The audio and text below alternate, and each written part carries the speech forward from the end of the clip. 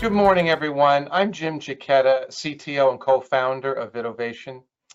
Today, we're going to talk about flexible live remote at-home production for the new abnormal. So before we get started, I like to ask you folks a question. I like to do a little poll just to kind of see where everyone is in their field production journey, where they're at right now. It also gives a time for any stragglers to log in. So let me launch this little question I have for you guys.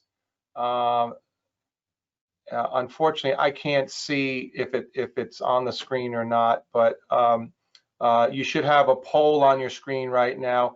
And basically, just like to see, are you using at-home or REMI technology right now? Or is it something you're planning in the future? Or you're just curious today but have no real plans of implementing an at-home production?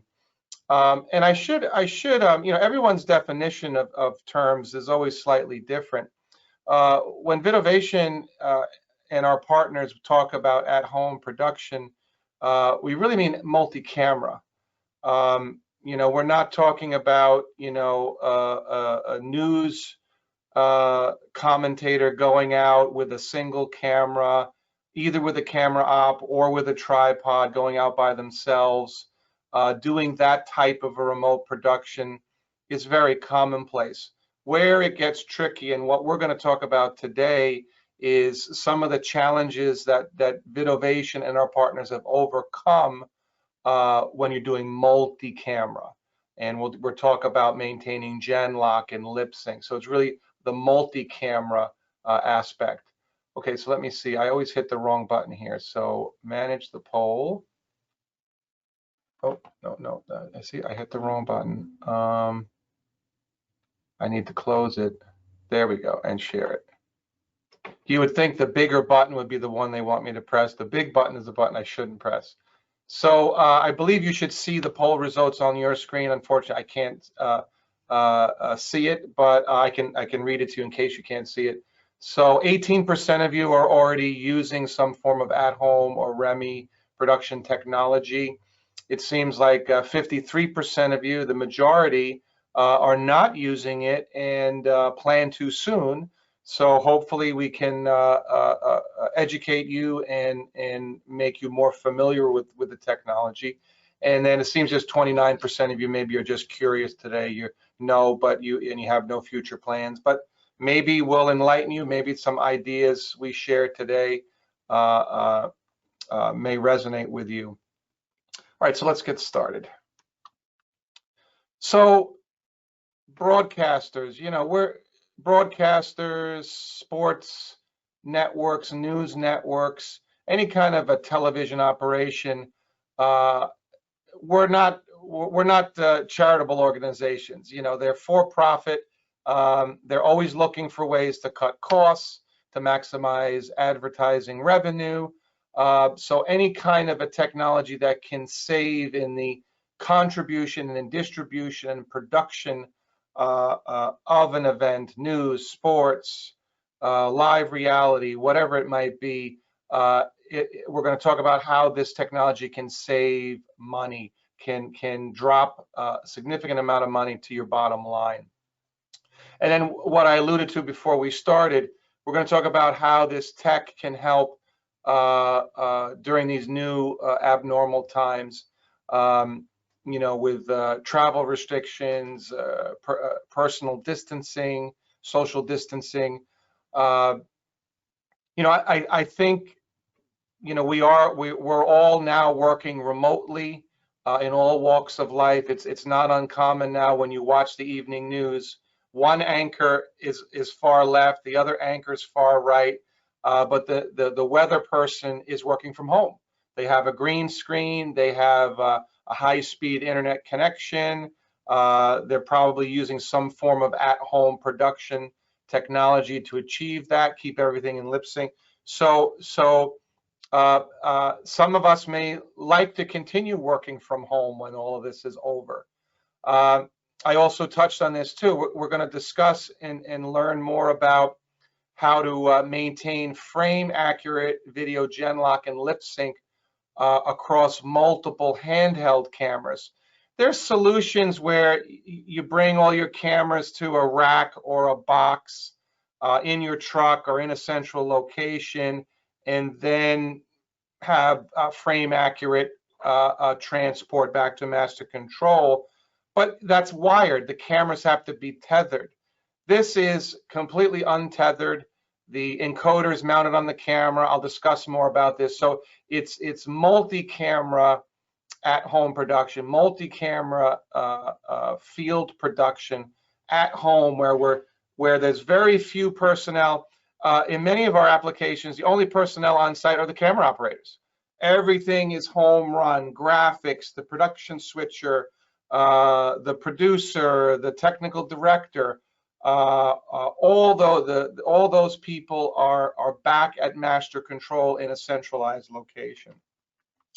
So what is some of the infrastructure that we use to transport these signals? Primarily, it's over unmanaged networks. Unmanaged networks in some cases are low cost or even free or almost free. And we're referring to cellular and the public internet. So most of the applications we're going to discuss today were done either through the public internet or cellular or a combination of both. And people, a common question we get, well, is cellular and the public internet as reliable as satellite? Many of our customers can attest, from Turner Sports to the PGA, that in some cases it's more reliable than satellite. And then of course the tech can be used on a managed network. If you have a metro fiber optic Ethernet link, or you're working with level 3 or our friends at the switch, working with your local telco provider, you have an MPLS network. Of course, this tech would work on that. And then you could use the cellular or the public internet as a backup. So there's always a place. There's always and we encourage you to call VidOvation, call our customer service team. They'll engage you with our engineering team, and we'll design a system that fits your application and, more importantly, your budget. So we'll talk more about the importance of mounting your field encoder, your encoding transmitter on the camera or on the talent. We're going to discuss why that's so important and why that's such a big benefit. We'll talk about how the tech reduces labor costs. Your specialized worker, your instant, just take your, we do a lot with sports and reality TV. Reality TV, surprisingly enough, is treated a lot like live sports. They'll use an EVS, instant replay system, like they do in sports. And those operators are expensive, and there's not that many of them. So some of these operators, they can only travel and do a few games or a few events a week. If they work from home or from a centralized location, they can do several events in a day. They could do a live reality show in the early afternoon and do a sporting event in the evening, or an early sporting event. So they could be in California, do an afternoon bowl game, and then do a local game in their own state in the evening, and do 2 or 3 events in one day, as opposed to 2 or 3 events in 1 week. So this eliminates the need for travel, need for overtime. You have to pay your employees per diem when they are traveling. Oh, people are telling me they can't see my camera. Oh, look at that. I forgot to turn off the polling results. So the slides were just text, so you didn't miss anything exciting, and then you couldn't see me. I'm sorry, but sorry about that. Cindy, this is why I need you to be my producer. Maybe it's time where I have you help me produce these. So I'm just talking over these bullets, but thank you folks for chiming in. So you have to put an employee on a plane. You got to pay for the plane ticket. You got to feed him or her. You got to put them in a hotel. Then long hours on site, where frankly a lot of those hours, they're not working. It's preparing, it's rehearsals. So this way, your EVS operator's only on the clock, maybe an hour before the game for rehearsal. The game is over, they're done. They're not still on the clock. You're not paying them for their travel. So it really makes sense on so many levels to use this at-home technology. You can also learn how the technology eliminates the need for satellite or an expensive fiber or telecom connection, that cellular and the public internet is reliable, or the bonded cellular or the at-home production technology makes the internet and cellular, or a combination of the both, highly reliable. The tech is what smooths out the bumps that you might find in the internet or the cellular. Our friends at our friends. Oh, let me see. Are the survey results still up? Oh, they're still up, I guess. Sorry about that. So learn how to, our friends at NEP and Game Creek.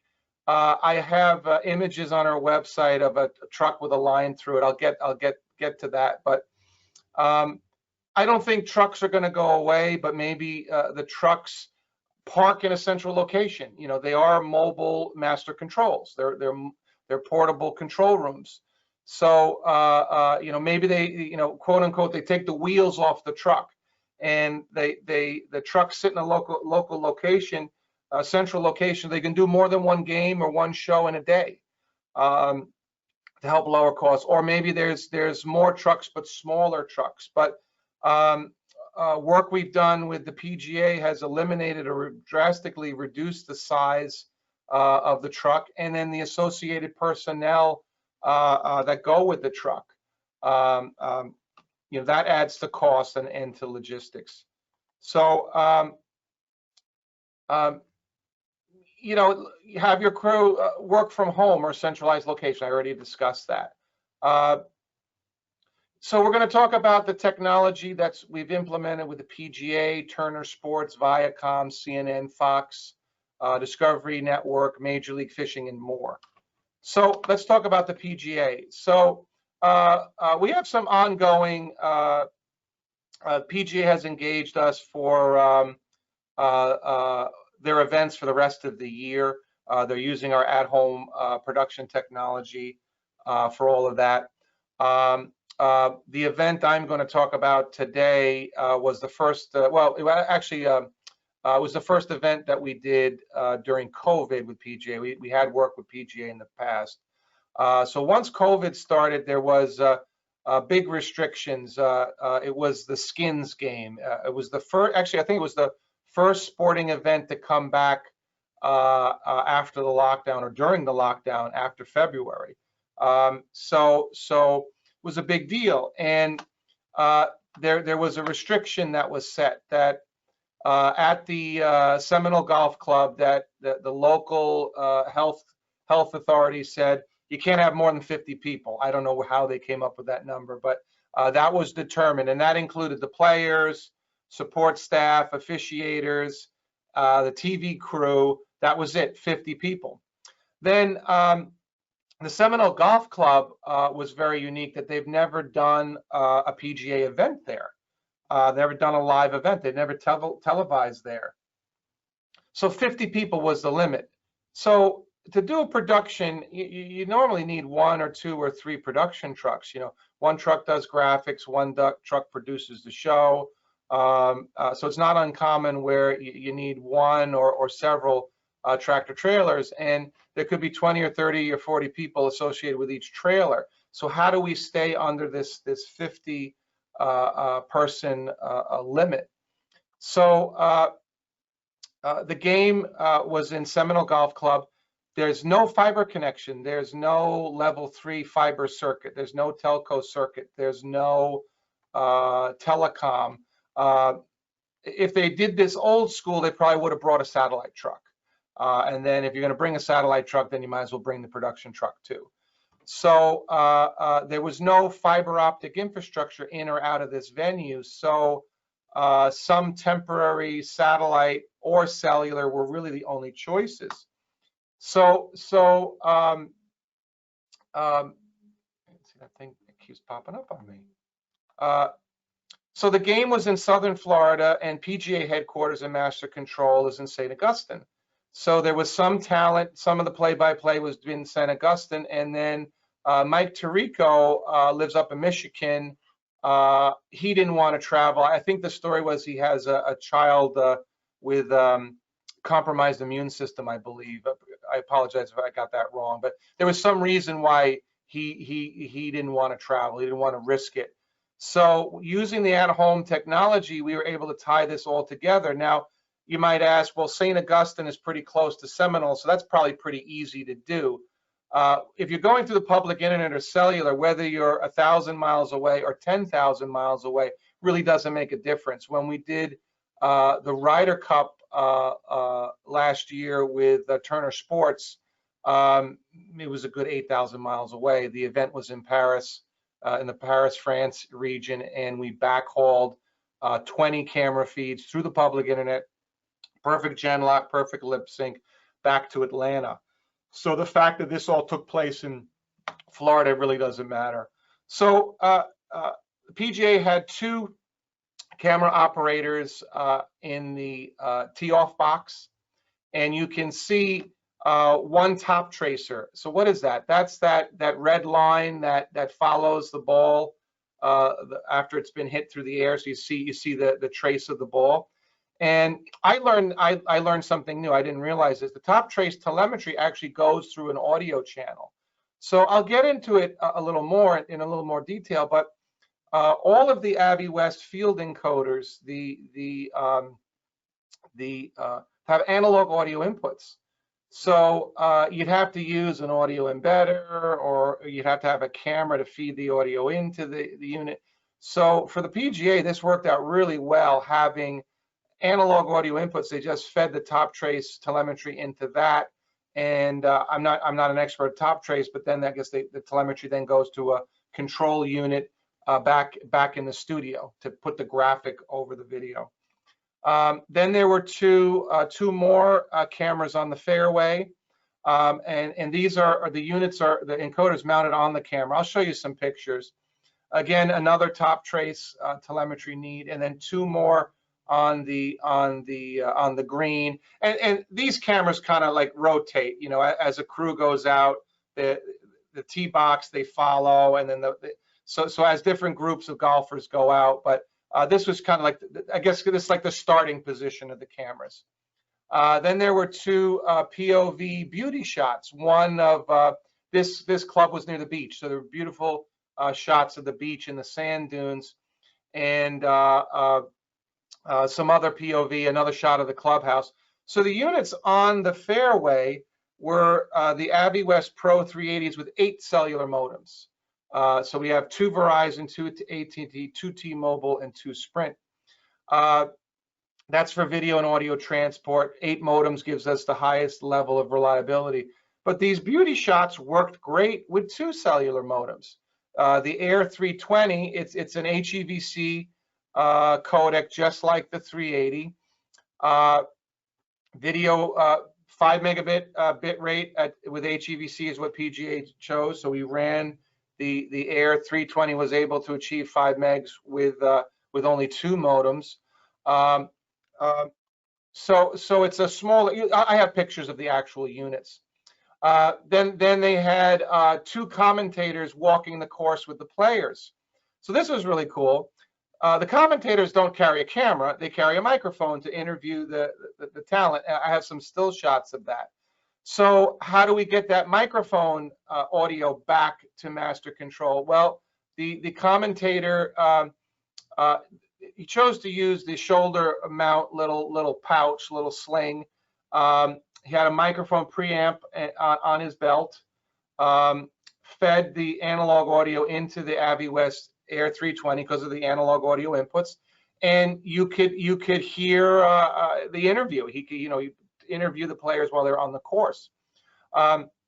It's not uncommon that cameras were the players were all wired with lav microphones and lav wireless transmitters, and the lav receiver is on one of the cameras on the fairway, or several of the cameras on the fairway, because they may rotate. So if one camera operator goes away and he comes into range of another camera operator, you might have multiple lav receivers on the cameras, in case one camera gets out of range. So you have some diversity that way. And again, that analog input on the AviWest 380 or Air 320 proved invaluable for these lav mics. Here it is. So Dustin Johnson, Rory McIlroy, and the other players all had lav mics on them.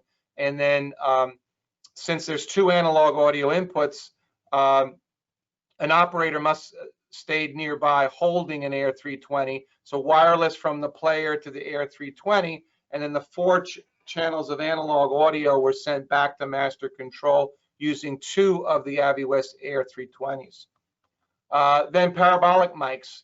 So you see how many microphones are used in a sporting event. This is typical, whether it's football, baseball, basketball. You have different microphones, different angles, crowd mics, parabolic mics to get try to catch the conversation in the huddle. In this case, parabolic mics, to catch some of the ambient sounds on the course, etc.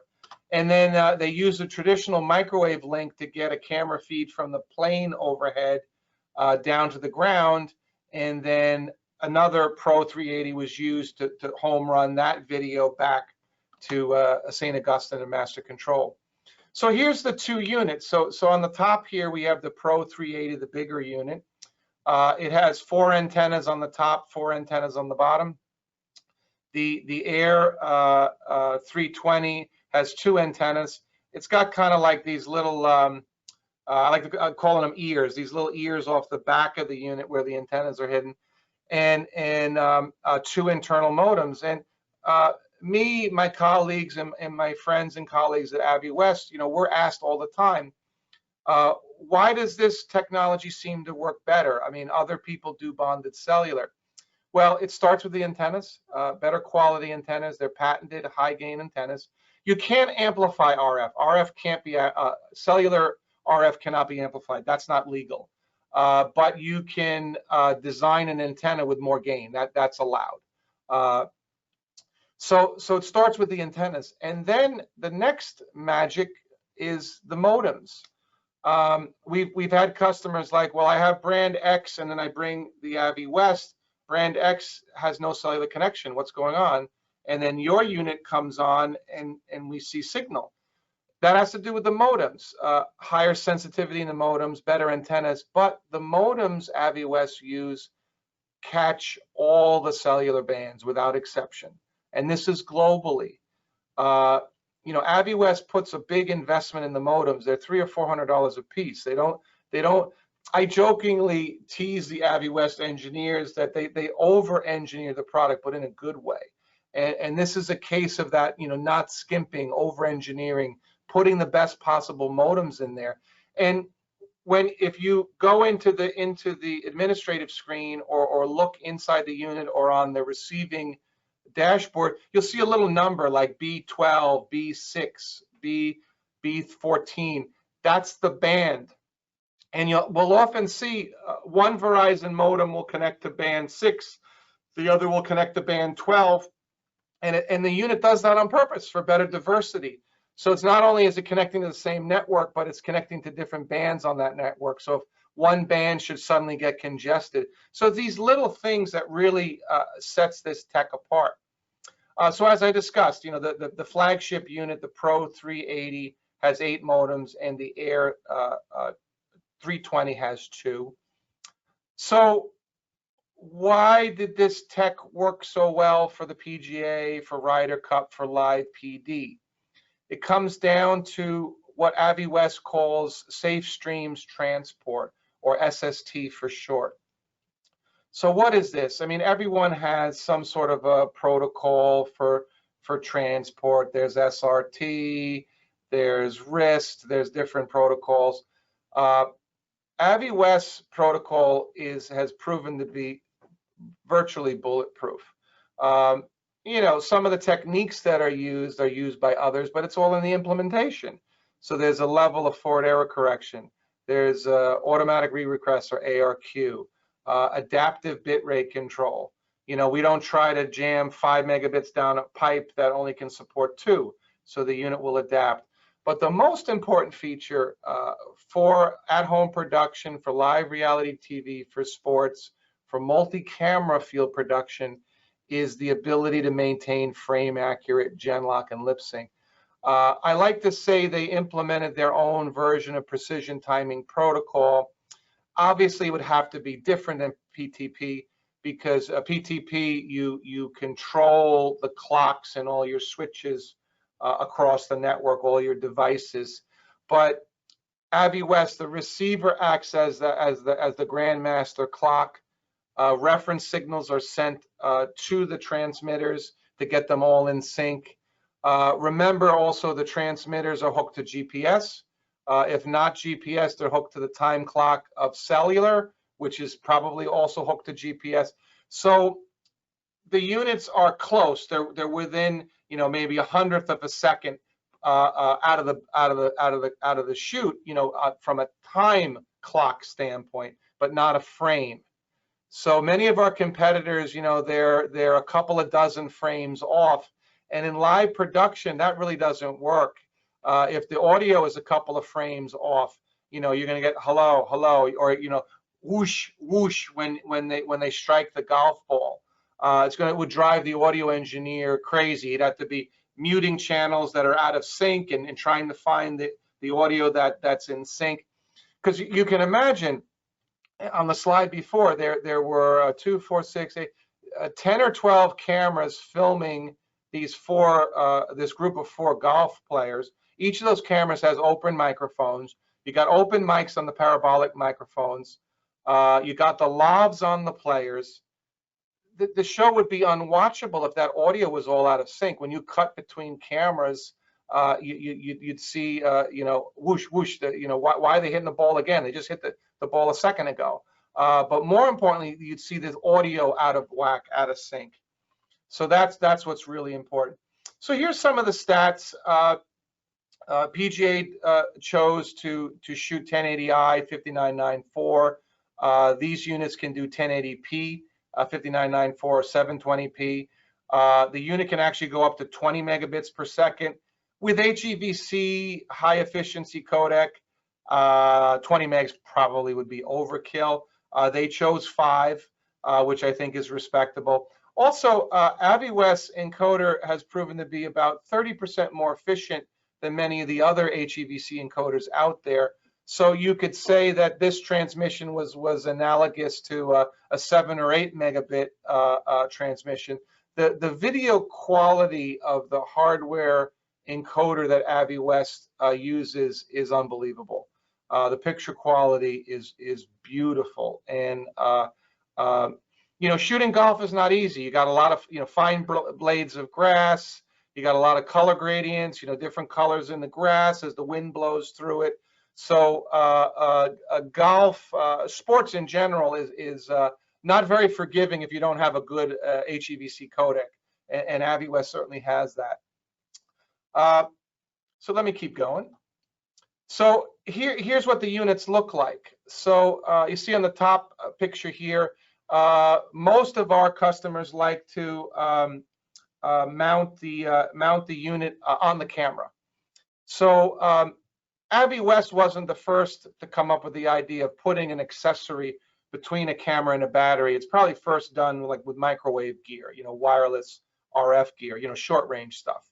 But they were the first to do it with cellular, and they started doing it about 7 or 8 years ago. Others have followed suit, but I think right now today, all the newer units out there, they want you to put in a backpack. There's a battery plate on one side, but then there's nothing on the outside. You have nowhere to put the battery, so your only choice is to put it in a backpack. Not that I'm against backpacks, but When I've been in the field, I see people have a tendency to put the backpack on the ground. They don't want to carry it. They don't want to have it on their back. And if you have a wireless apparatus, do you want it, below the crowd, below the people? Having it up high on an operator's shoulder, you're going to get a better signal from the tower. So really, we feel this is the only way to go, is to put it on the camera. But if you see in the bottom photo, you've got a smaller camera, a prosumer or a smaller broadcast camera, doesn't have an Anton Bauer V-lock plate. So then we do make a very nice compact backpack.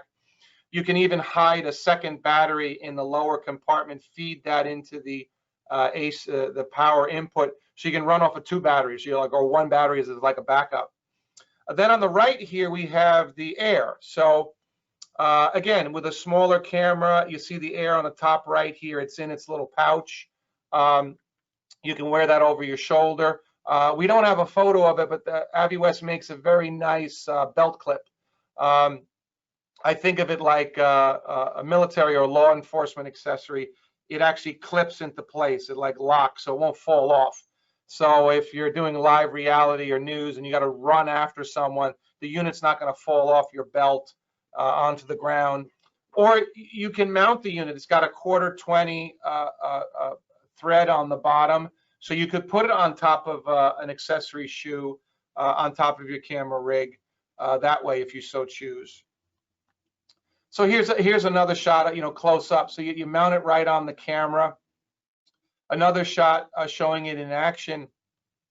Many operators, what they like to do is that they'll have their camera rig in a porta-brace bag, and you get one a little bit longer, so it's intended for accessories being on the back of the camera, whether it's the battery or RF or cellular. So you have the unit mounted on the camera. You got your intercom, the lapel receivers already wired for your talent. Everything's ready to go. It's all been tested. The video output of the camera is connected to the video input of the Pro. So you take it out of the bag, you slap a battery on, or the battery's already on. You turn it on, 30 seconds, you're transmitting. You don't have to, let me get the bag. Let me unzip the bag so I can turn it on. Let me hook up the cable. Do I want to wear it? Do I want to have it on the floor? Boom, I've seen operators, you take the camera right out of the bag, you're shooting within 30 seconds. There's no cabling, there's no setup. You're just ready to rock and roll. So again, first system to mount on the camera. AVIWest V-lock tends to be more the battery of choice in Europe. Most of our VidOvation's inventory here in the U.S. tends to be Anton Bauer. I'd say 80–85% of camera operators are using Anton Bauer here in the U.S. But we support both Anton Bauer and V-lock. You can purchase or rent systems either way. Some of these things I touched on. So there are smaller portable systems out there. None of the newer systems seem to be able to mount on the camera. They tend to be 50% bigger than the AVIWest system. This is a very tight, very tight integration. You can see it's a very small package, very narrow package. And then, I'm not disparaging the backpack. If you prefer to wear the backpack, we have the backpack options. And then again, we come to the analog audio inputs. I don't want to, I have some, here we go. So here's some close-ups. So even on the smaller unit, you can see there's 2 mini XLRs. So you can purchase, if you want to make your own cabling, you can, it's just a standard mini XLR. You can wire up your own cables, or you can buy these adapters from us, mini to XLR to full-size XLR. So it's line level inputs. So you will need like a microphone preamp of some sort to feed into the unit. But that's usually desirable. This way the operator can adjust levels. Oh, what happened? Oh, no, that was it. Can operate the levels. So it looks like I repeated a slide there. So that kind of ties up the PGA application. touch on some other applications we've done. I alluded to Turner Sports. We've done 2 live golf events with Turner, one with Ryder Cup, and then we did a football or soccer tournament. We've done work with the PGA. We're doing live reality shows on A&E, Fox, Discovery, live rescue. Live PD has been put on hiatus. It should be coming back soon. First Responders Live. You know, some people say like, oh, these live reality shows, that's not real broadcast. Well, I don't think, well, unless it's NASCAR. Some of our encoders have been used in professional racing, motor racing, and we've had very good results even at high speed. But if you watch some of these reality TV shows, you know, the police cars, the ambulances, the fire trucks, they're, you know, going over 100 miles an hour down the street, and we maintain video lock, even with the unit jumping from tower to tower to tower. So pretty much whatever your environment is, whether it's a crowded stadium or a high-speed chase, something about the AVIWest technology will give you very reliable and robust results. You know, in the crowded stadium, by having those better antennas, higher gain antennas, better modems, grabbing more bands. So the fact that the 380 in the air can grab more bands, not everyone in the stands is going to be flooding all those bands. So you can grab a band that's not being overutilized. So here's a little overview of what we did with Turner Sports in the Ryder Cup. So they had 16 ISO camera feeds from the course. They did have a truck or a smaller vehicle. They did camera shading on site. So when I said earlier, you know, maybe NEP, Game Creek, your mobile production guys, I think eventually we are coming out later this year, some camera control, low latency camera control capability to run through the cellular and the public internet. So it'll be there where we don't need to have a shader on site or need to have the cameras run with auto iris. So the technology is coming. We're in beta on some of this, but for this particular event, they chose to have a small truck there. They did some shading locally on site, but then after that feed was 16 cameras were ISO'd and sent back to Atlanta, and then they wanted 4 program feeds coming back out, confidence feeds. There were commentators in Paris and commentators back in Atlanta, so they needed video back and forth, so we were able to achieve that. And we did it all through the public internet and a single internet connection. I would have slept better the weekend of the event if they had 2 internet service providers. So they use the, well, let me, I think we have some pictures of it. They use the, oh, we don't have a picture of it, but they use the HE4000 of AVIWest. It's a 4-channel HD or a single channel 4K appliance. It has 2 LAN connections, so they could have hooked the. Oh, somebody said the poll graphic is back.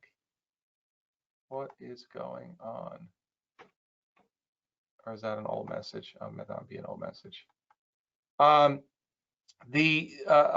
So it has 2 LAN connections. So you can have internet service provider number 1, MPLS network on LAN number 2. Ryder just did 1 channel. They didn't have the budget for it. If they had 2, it would have bonded between the 2. There also is an option for external cellular antennas and modems that connect via the USB port. So you can add cellular, and if the units are in your truck, these cellular antennas and modems, it's called the quad cell link, can be put on the outside of your vehicle. But Turner chose not to use any of that, and we didn't drop a single packet during the live event, so it worked really, really well. Everyone was very pleased. So here's a picture of the control room. Yeah, it does look like they did have a truck on site, so that they're probably doing the shading in that truck. Then I talked about our live reality shows. You know, actually, me and my team, we get a lot of orders customers, we encourage customers to do a demo, and we have demo. At any given moment, we have several $1 million worth of AVIWest gear in stock for rentals, for demos, etc. But often enough, we get a customer's like, hey, I watched Live PD this weekend. I saw your technology in action. I'm sold. Where do I buy? Where do I sign up? So just watching Live PD is a great recurring demo to watch the tech. You can see on Live PD, they're using smaller cameras, you know, a bigger ENG style camera with the unit mounted on the camera is not practical. You know, getting in and out of the car quickly, they'd knock the lens off the front of the camera. So you see how they got the camera out in front of them. Lower left, this operator chose to carry the unit in the backpack, and he's wearing it on his chest, which also helps to get in and out of the vehicle. If it's on your back, you're going to get hung up. You can't sit in the car. The photog in the top right, he's wearing the Big Fish and A&E provided bulletproof vest, and there's like a pocket that they made in the front of the unit. So he's got the unit hidden in a pocket in the front of his bulletproof vest. You know, every photog sets it up how they like. You can see the picture top left. It's kind of hard in the shadows. I can see the unit. The guy's got the unit exposed, strapped to his chest. I see the antenna and the battery right there. So he's got the unit like just strapped right here on him. So whatever works, you know, your camera operators will figure out a way to mount it and use it comfortably. So very much like sports, the raw video comes in. There is no live element to the Live PD show. You know, unlike sports, there's the live action, and then there's EVS systems and EVS operators to do the replay. All of Live PD is some form of replay, but a few minutes. So all the content is dumped into EVS, and you can see there's operators working in each city, and you know, a lot of the content coming in is probably not show worthy. You know, it's the cop driving to the call or waiting for a call. He's on a call, he or she's on a coffee break. So they're looking for the action. So they're putting metadata in, which it's very similar to sports, right? While the game is happening, people are putting metadata in. Live news is happening. People are putting metadata in while the live event is happening. So then a line producer is looking at this metadata, and it'll be like, me and my colleagues, my colleague from France, Florian, my colleague Rick at VidOvation, we've all been in the studio several times with Live PD, and a line producer will find an interesting clip, and then they'll cut together a package, as they call it. Again, I'm not a production expert, but they'll put together the clips for that event that's just happened. Then they'll get on the comm and tell Johnny Gonzalez, the director, hey, we're putting a package together. We got shots fired in Tulsa. There's some activity. So when we break away to commercial, we're going to put this package up. So then they put the cameras up. They play back the multiple cameras in front of the director, and the director directs now like it's live, but now it's a few minutes old. The FCC actually allows you to call a show live, even if it's 29 minutes delayed, up to 29 minutes. So, you know, we can't be live for officer safety. That wouldn't be good. So legally, I think the show has to be delayed at least 15 minutes, not to put the officers in jeopardy. But then the director goes, okay, take camera one, take camera two, while it's playing back from the EVS. So he's cutting the show like it's live, but you have that little bit of delay. If the show was truly live, it'd be a little bit boring. There'd be moments where nothing was happening. And then, of course, you know how it is, Murphy's Law. When something does happen, it happens in all cities at the same time. It's almost comical. So while they're playing back what happened a few minutes ago in Tulsa, ooh, something happens in Chicago or whatever, wherever. So they record that, and that's how they put the show together. So it's very much like sports, these live reality shows. So here's some of the capabilities of the unit. I hope this doesn't seem like a commercial, but I want to get into some of the differentiators. Some of this, other systems do this. I mean, other systems out there. We didn't invent the idea of going live, so we can live, we can record, we can forward, we can go live and simultaneously record. We can record and simultaneously forward. These last two, there's a big differentiator. Other field encoders out there, some don't have recording. The ones that do have recording, to my knowledge, all of them record the live transmission. So when do you need a recording most?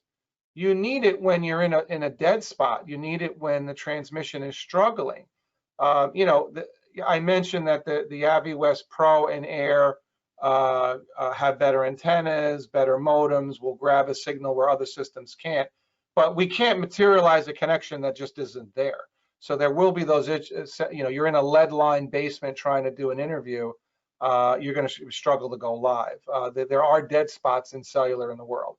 I mean, having 8 modems on 4 different carriers, that helps a lot. The better antennas, the better modems.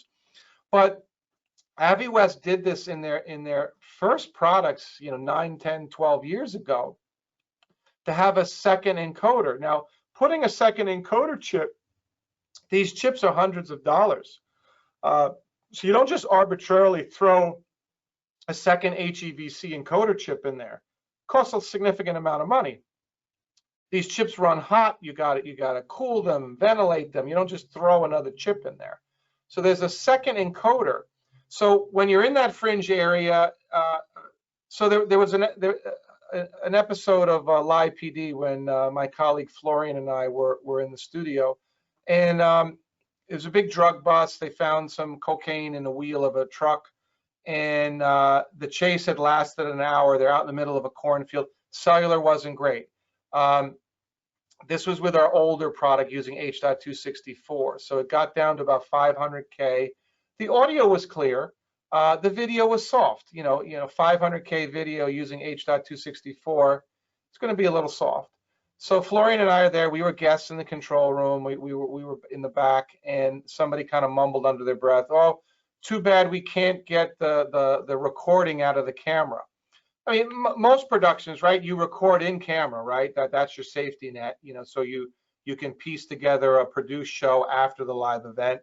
Everyone does that, whether you're news, sports, film, production, cinema. You always record in camera, even if you're recording out of camera.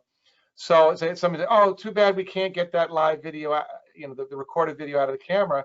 And Florian and I lean over to the tech consultant. We're like, you put the SD cards in these units. "Oh yeah, sure, I'm recording in your unit."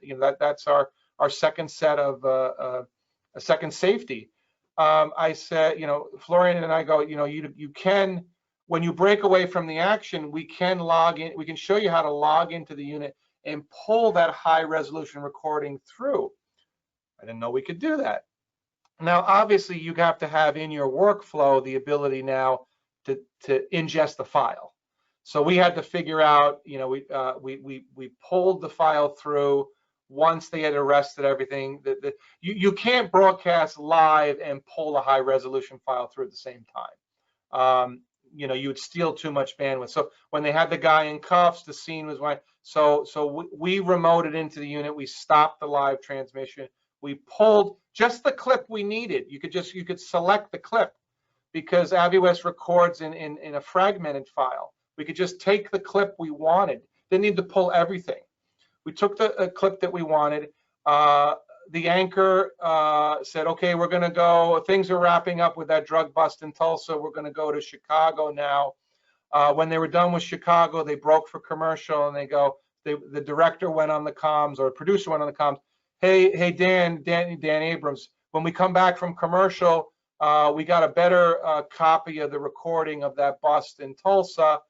Can you cue that up? So he comes back, oh, ladies and gentlemen, our tech team was able to pull the recording from the field, so we have a cleaner a version of that bust. Now that wouldn't have been possible in another system because the recording would have been the same garbage as the live. So because of that second encoder, we were able to broadcast that live. And because of things like this, because the picture looks so good, or because we can pull that file through, in the beginning, people on Twitter were like, I am a 30-year engineering veteran of RF and cellular, and I know a fake show when I've seen it, when I see it. And the live PD guys were pretty upset. I'm like, hey, it's a compliment of how good the show is and how good the tech is. So then another new feature I want to touch on is a data hotspot. Now others offer this. You can buy like an internet hotspot. Some of them, most of the like a Cradle Point or something like that, they'll have multiple modems, but it's more failover. It's not true bonding. They don't work well for video. So not all hotspots work well for video. So what AviWest has done, they've taken it a step further. It's not only an internet connection, but it's a secure VPN connection. So why is that so important? It sets up a tunnel between the stream hub receiver and your master control and the unit out in the field. And then you can connect assets either hardwired via LAN or Wi-Fi and have them on the same subnet. So this is really important trying to do PTZ cameras. I think you've noticed a lot of production now that weather person doing the weather from home, they don't want a camera operator in their home. They don't want a technician coming to the house. They ship a PTZ camera on a tripod. They send our bonded cellular unit. The data hotspot bridge controls the PTZ. The video transport sends the live transmission. Some people have even hardwired everything together like in a big Pelican case that they open. The camera's even in the Pelican case. Like, put this case on a table in front of you, and then master control will frame the camera remotely. All they have to do is power it on, and the unit will power up. Even the AviWest units have a function where when you apply power, they not only turn on, I think other people do that, other equipment, computers, whatnot, turn on, but it goes live. When you apply AC power or put a battery on it, it turns on and goes live, which is very powerful. So yeah, down here, bottom right, the auto live function. 5G, we're starting to deliver 5G if you want it. 5G is coming very soon. We don't have any inventory just yet, but the inventory is coming very soon to the US. We have return video. A lot of people have been waiting for this. Other systems have return video, but it's a very low frame rate, low bit rate, just for confidence. This is full resolution. If you want to, this could be 20 megabits per second if you wanted to. Again, with HEVC, that might be overkill. But why is that so important? So we're doing a high school football game, and we're doing at-home production, right? We're bringing everything back to master control. Well, again, this is COVID now, but let's pretend COVID is over for a second. There are some fans in the stadiums. How do we get replay for the monitor in the venue? We do replay from master control. We don't, because we don't have a truck locally. Usually the truck is what's feeding the scoreboard, the master control. There's a replay coming from there. So that has been a missing link. How do we get the replay up on the big screen in the venue? Or how do we feed a high resolution feed for the teleprompter? These low resolution feeds, low frame rate feeds, the text starts looking pretty fuzzy. The commentator can't read it. So you want sharp, crisp teleprompter video, or you want really high frame rate, high full resolution, full frame rate video for the replay for the scoreboard. Then AviWest has this mission-centric EVS, DALET, other news automation. I'm not a news automation expert, but you can connect into the ecosystem of these mission-centric or this newsroom automation And basically, when an operator, I think we have another webinar that we did. If you look in our webinar library, if not, we can do another webinar on mission centric. But the basic concept is, an operator might get confused. I'm in New York. I got to do 3 shoots today. What were they again? Oh, he turns the unit on, and they're actually numbered. It comes up on his screen. Number 1 for today is your shot at City Hall. Clicks on it. Then all the metadata, the video coming in, it's tagged, it's identified, it's time stamped that those were the shots from City Hall. Then they stop transmission. Oh shoot, where do I go next? Oh, I got to go to the courthouse. Click on courthouse. Go to the courthouse. Everything gets tagged. So the field encoders become part of your news workflow, your mission-centric workflow. Florian, I hope I did that explanation justice. So yeah, so here's a little bit more about it. So JSON files, mission titles, device names, journalist names, metadata. So the mission file, the metadata or the mission file travels with the video. It all comes together. And you see here the picture at the bottom. You select your mission, so you know what you're doing. And then everything seamlessly comes back to master control. So you see here your assets on the right. You got the video file, and then that's the president. You got the video, and it's the storm. You got the video, and it's the football. So the metadata file and the video file travel together to make everything seamless. I'm sure you've all been there where you shoot something and you're like, this footage looks great, but I have no idea where it was shot, when it was shot, who the people are in the shot. So this is a very powerful feature. AviWest has a screen on the side of all their devices. For a small screen, it's very high resolution, so there's a lot of information that can be seen on the little screen. Another new feature I should mention is you can kind of see it here in the picture. Actually, you see like modem number 1. This unit looks like it's connected in Europe, so you see Bytel, but you see B20. It might be hard to see on the screen, but where it says 4G, that modem is connected to band 20. And then you can see the signal strength, you see the bit rate going through there, and then you see these little priority, little kind of graph, so it's like high priority, low priority. So if you have an inexpensive internet connection, but maybe you don't trust it, so you put that on high priority. We don't recommend turning cellular modems off. You want them on. You want them connected. You want them on warm standby. So this feature is very nice where you set the priority to low. It'll send a little bit of data through them to keep them open, but the majority will go through your free Wi-Fi or your free LAN connection or your free internet connection. But then if that suddenly hiccups or somebody disconnects it or shuts you down, the cell modems will instantaneously take over. It will ramp instantly and send the majority of the traffic over cellular. And then when the LAN connection comes back, it'll slowly go back and it'll constantly test the connection that hiccuped and try to reestablish. So, and it's all automatic. I mean, you set these priorities once. You don't need to go in there and play with it. So many customers, still, I don't think satellite's going anywhere soon.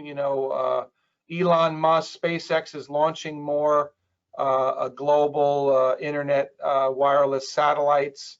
So I think some sort of satellite, some sort of IP. The AviWest tech will work with anything. It'll work over Wi-Fi. It'll work over 1 or 2 LAN connections and up to 8 cellular modems, or a combination of all the above. And a customer was just asking me yesterday, oh, if we use Wi-Fi, will that mess up the cellular? Do we need to turn the cellular on or off or back on again, or cajole it, enable, disable? It's all automatic. The unit doesn't care. You hook something to the LAN connection, it finds the path to the public internet and the StreamHub receiver. It's looking for the IP address, that public IP address of the receiver. If it can find that, it will send packets. and it's all automatic. It all just works like magic. So I kind of touched on this. This is a little bit redundant. The Pro 380 has 8 modems. There is a Pro 340 with 4 modems. Maybe the 4 modem solution becomes prevalent, or we're going to go to this 5G, which is 6 modems. So I don't know. We don't really sell the 340 in the US. It's really the flagship for us in the US is the Pro 380 and the Air 320. 380 with 8 modems and the Air 320 with 2 modems. Yeah, so this is what I alluded to. So the Pro 3-5G or the 5G version, the 5G modems are a little bigger. So we can't fit all 8 cellular modems in there, but we can fit 6. So fast forward, Sprint has merged with T-Mobile. So I imagine us configuring 5G units with 2 Verizon, 2 AT&T, and 2 T-Mobile. It's perfect. And then the Air series will have 2 5G modems in them. Oh, and I should mention, the Air only has 2 internal modems, but it has 2 SIMs per modem. It's dual SIMs. So how we like to configure them, modem number 1 and modem number 2, the primary SIM Verizon and AT&T. Then the secondary SIM is T-Mobile and Sprint. So you turn on the unit and for some reason Sprint's not available. You're in a dead spot. It'll switch to the T-Mobile SIM. You turn on the unit and AT&T is not available. It'll fire up the Sprint SIM, and it's all automatic. You don't have to touch anything. So that's a very cool feature, and we keep forgetting to say that. It's 2 modems, so it's kind of like you got the connectability or the capability to connect to the 4 cellular networks, but only 2 at a time, if that makes sense. So again, so here's kind of a nice graph. Samuel at Avi West, he's the Samuel Fleischacker is a product manager for the field encoders. He does some really nice graphics. A lot of these slides he put together. So this kind of shows the steps. So you either press the power button on the unit, connect external power, or slap a battery on. If you apply power suddenly, whether externally or with the battery, and you have it set in the auto connect mode, it'll just connect. The operator, here's a common error we see. A photog in the field, he'll get on the comms, live PD. Camera 57, I'm doing a battery change. So the video engineer knows 57 is going to go down for a minute or 2. Gets his new battery, slaps it on. 2, 3, 5 minutes go by, it's not coming back. Hey, 57, what's going on? Oh, shoot. The camera came back on because it's got a permanent on-off switch. The cellular did not come back up. So you have to put the battery. So now when the camera operator reapplies the battery, the unit just starts transmitting. So here's the steps. It boots up, it connects to the network, connects to the stream hub, starts waiting on the camera. So if the camera has no video, it's just waiting on that. But the camera, when you change out the battery, camera probably boots up a little faster than the Avi West. Live video, and you're live, so you avoid that hiccup where the camera operator forgot to hit the live button. Camera operators know how to operate their camera. Maybe they're not as familiar with this kind of tech. So it's nice. Now, let's just say you don't have this mode enabled. Still, the video engineer from Master Control can remote into the unit. If it's on, it can be seen from Master Control, and they can initiate the live. But this is really nice. I really like this feature. So it makes the field encoder, the Avi West Pro 380, one less thing for the photog to worry about. So this is about the video return. So the Avi West units have a video input and a video output. The video has SDI in, SDI out. The SDI in and out, the SDI out is a loop through. That can be helpful if you're using a viewfinder on an external viewfinder on your unit. So you could loop into the AVIWest SDI out into your Atmos viewfinder, you know, your little monitor. That could be helpful. HDMI in is for like a more of a prosumer camera. The HDMI out is for the return video. So that could be used for a teleprompter. It could be used, as I said, for the replay in the large screen in the venue. Basically, the sky's the limit. And you can even see here in this picture, you can have more than one return, and you can route where it goes to. So the one in green, we want that return only to go to site number 3. The blue one, we want to go to site number 1 and 2. So you can in the management tools, you can decide where that return video. Does everyone see it, or is it segregated in some way? And the return video is done in less than a second, and it's full bandwidth, as I mentioned earlier. So okay, so here's this mobile hotspot. So you know, here's a graphical picture of it. You know, it's not uncommon for news personnel, sports personnel. They're in the field and producing a story. They're sending the script for tonight's news event so someone can feed it into the teleprompter. Or it's not uncommon where a producer in the field might be producing something, might be cutting together some B-roll, producing a short segment, a sizzle reel, promo reel, and they need to send that back. How do they do that? Well, they can connect via LAN connection or Wi-Fi to the Pro or the Air and get an internet connection through that secure VPN or internet connection or the secure VPN. They can also put the file on a thumb drive, feed that in, and just store and forward that, and there's a media folder that will sit in the receiver. So there's a myriad of ways of moving files across the connection, or just get plain simple internet connectivity. So this is a common right now too, is with at-home production, using a cloud-based production switcher. So we can connect at any point. We can feed cloud instances of production switching and graphics. We can take the output of something like that and distribute it. We can feed live cameras to that. We can feed it to the cloud and then feed the produced show to your master control. We can push it to social media, to a CDN. And you can see on the input side, we can take virtually any protocol. We can take SST, SRT, transport over IP, RTMP, HLS, RTSP. Then on the studio side, can do all those in the cloud. The only thing we can't do in the cloud is SDI. You know, that's like my joke. You know, we can't do an SDI output in the cloud.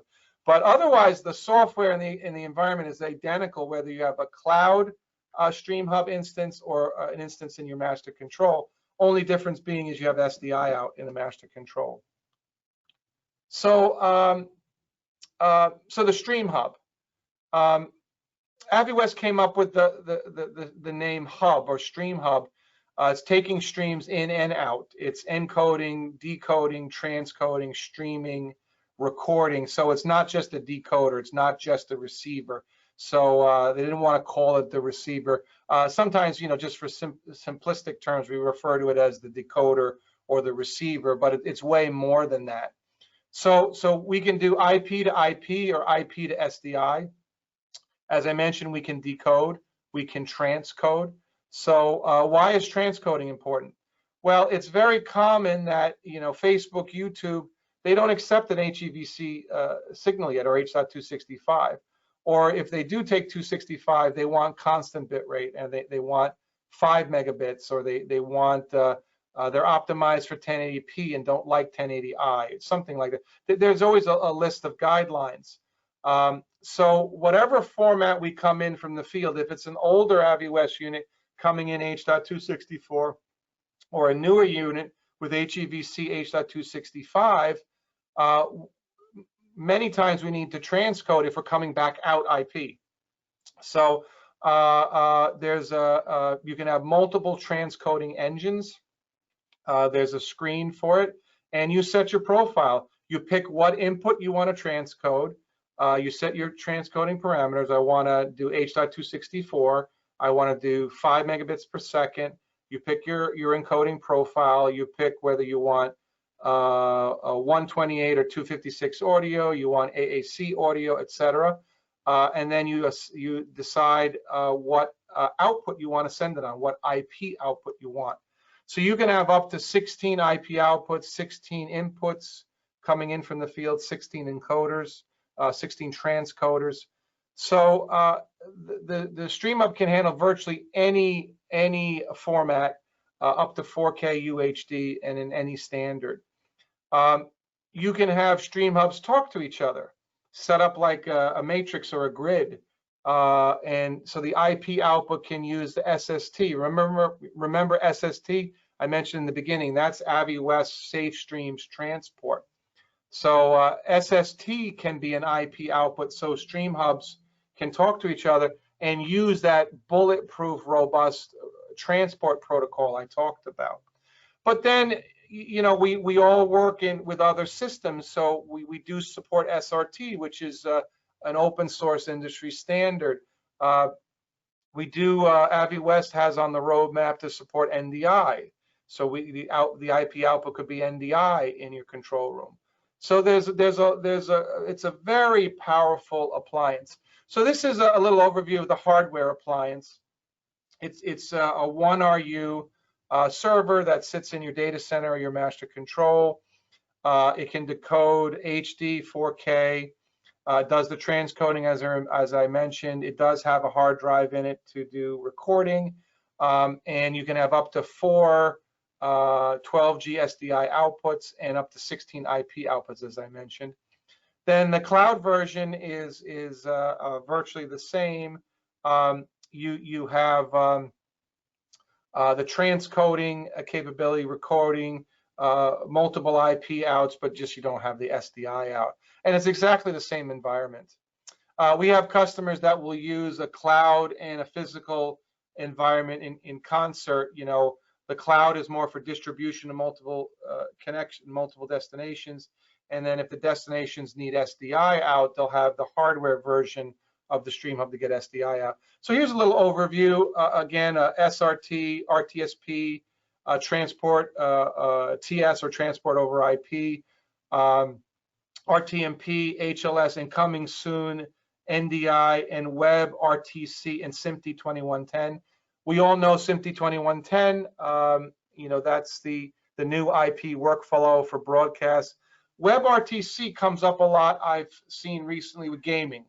We're doing a lot of work with the gaming industry, or what we call now esports, and they use WebRTC quite a bit. So that NDI, WebRTC, and SMPTE 2110 are going to be very hot commodities very soon. So I kind of alluded to this, and I apologize to anyone if you're the owner of one of these vehicles. I'm just trying to make a point here. Again, I said I don't think satellite is going away. Cellular internet will complement it, but you know, you can consider the way I look at it. I think more events will happen. I don't think you're going to see anytime soon all the trucks eliminated from Monday Night Football. There's just too much going on. They're doing the graphics and the replay. But you know, as 5G is rolled out, as internet connectivity it proliferates, who knows what may happen? Or these trucks stay in the NEP parking lot, and they're put up on blocks, and several fiber optic, you know, level 3, the switch will connect to NEP's central location, and these trucks are used centrally. They just don't, the truckers union may suffer because they won't have to drive the trucks around, but a given truck can do more than one production in a day. So it's just, you know, we're all in the middle of adapting our lifestyles, both personally and professionally. So this is just something to think about, and I apologize if these red lines to the truck are offensive, but I'm just trying to make a point that the public internet and cellular is very close to the reliability that you get with satellite, and frankly, satellite has some Achilles heels. You know, rain fade. The public internet is not susceptible to rain fade. Cellular tends to be less susceptible to rain issues. So no technology is perfect. So here's the slide. I just wanted to show this, showing how we can have PTZ cameras. I think we're going to see more of that. One of my buddies, my buddy Barry, was doing some consulting work for a local synagogue, and he put some photos up on LinkedIn that I noticed last night, and it's got a PTZ camera in the synagogue, you know, to be aimed at the cantor, I guess, during services. And someone in a remote location, maybe that's Barry, will control that camera. It doesn't need to be on site. So this data bridge at home production technology combined with this secure VPN where you extend your network is very valuable. So here's another slide. So, you know, everything, all of this goes through this magical SST or safe streams transport, this magical pipe. You know, from your intercom to internet, live video, file-based workflow, return video, your PTZ control. All of these things can be done with the AVIWest system. So here's a little bit about VidOvation. I hope you folks got something of value out of our discussion today. I know 90 minutes or approaching 90 minutes is a little long, but I appreciate you staying tuned, staying attentive. You know, for those of you who are not familiar with VidOvation, you know, we're a provider of video, audio, and data transmission, contribution, and distribution systems. We work with broadcast television, sports, news, production, corporate AV, first responders, government agencies. You can see some of the logos, a handful of the logos of some of the people that we work with. We help clients integrate a custom solution into their existing infrastructure, and we do our best to work within your budget. You know, I know not every budget is the same.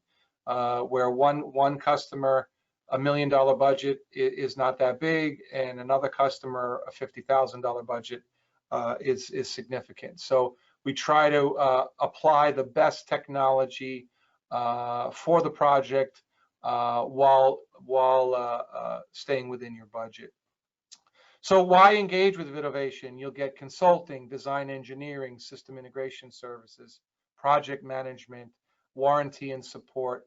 We're probably most known for our technical support. I have 3 technicians on staff. We're all on standby 24/7.